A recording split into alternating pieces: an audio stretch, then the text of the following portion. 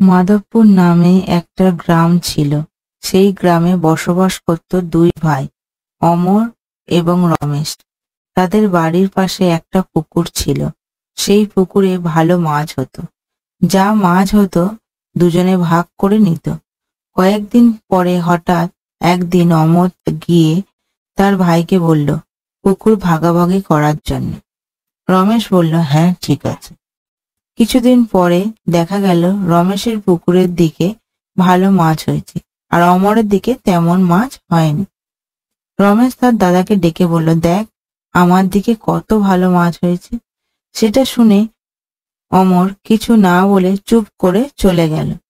সেদিন রাত্রিরে অমর রমেশের পুকুরে বিষ ঢেলে দিল। হঠাৎ মাঝরাতে প্রচন্ড বৃষ্টি হলো। তার পরের দিন সকালে রমেশ উঠে দেখে দুজনের পুকুরেই মাছ মরে পড়ে আছে।